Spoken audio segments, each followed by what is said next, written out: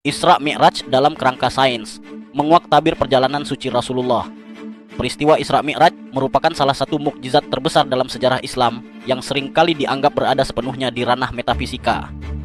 Namun, jika kita mencoba meninjaunya melalui kacamata sains modern, khususnya fisika teoretis, kita menemukan beberapa konsep menarik yang sejalan dengan logika perjalanan lintas dimensi dan ruang waktu.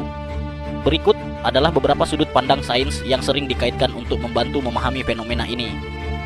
1. Konsep relativitas waktu, Einstein. Dalam teori relativitas khusus Albert Einstein, waktu bersifat relatif, bukan absolut. Semakin cepat suatu objek bergerak, mendekati kecepatan cahaya, maka waktu akan berjalan semakin lambat bagi objek tersebut dibandingkan dengan pengamat yang diam. Penerapan realita, Rasulullah melakukan perjalanan dari Mekkah ke Yerusalem, lalu ke Sidratul Muntaha, dan kembali ke bumi hanya dalam waktu semalam, bahkan dikisahkan tempat tidur beliau masih hangat. Dalam logika sains, jika kendaraan burak bergerak pada kecepatan yang melampaui cahaya, superluminal, maka dilatasi waktu yang ekstrem dapat terjadi, memungkinkan perjalanan ribuan tahun cahaya ditempuh dalam hitungan detik bagi sang pengelana. 2. Lubang cacing, wormhole, dan jembatan Einstein-Rosen. Fisika kuantum mengenal konsep wormhole, sebuah terowongan melalui ruang waktu yang dapat menghubungkan dua titik yang sangat jauh di alam semesta secara instan. Penerapan pada realita, perjalanan dari Masjidil Aqsa ke langit ketujuh, Mi'raj, melibatkan perpindahan antar dimensi.